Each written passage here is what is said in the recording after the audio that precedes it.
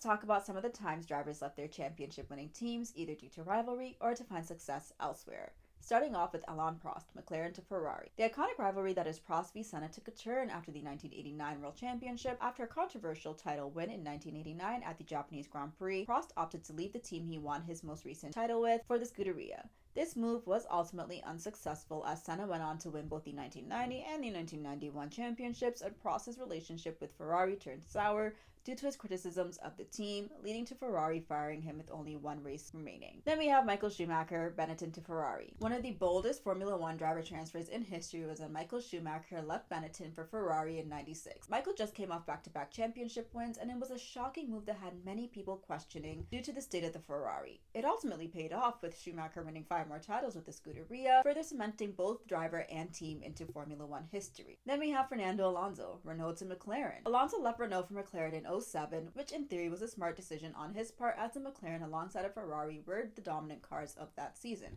However, we can't talk about Alonso's time at McLaren without talking about his great rival, Lewis Hamilton. Both drivers lost out on the championship to Kimi Räikkönen due to their rivalry. Alonso and Hamilton finished the season tied with 109 points. However, because Hamilton had more second place finishes overall, he finished the season ahead of Alonso in second, and Alonso following right behind him in third.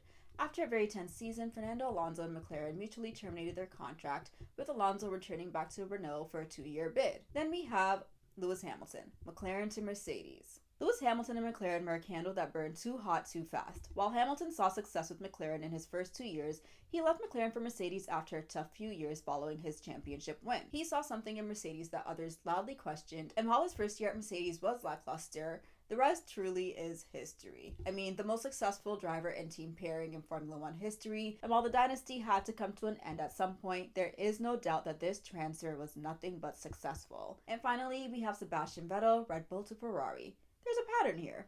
Between the years of 2010 to 2013, Sebastian Vettel was the driver to beat.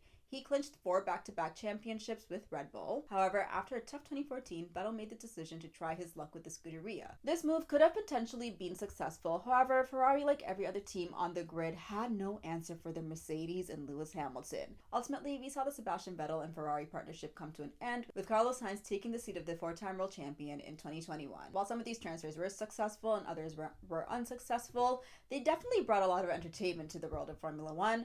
If there's any other driver transfers that were both successful or unsuccessful that come to your mind, please let me know.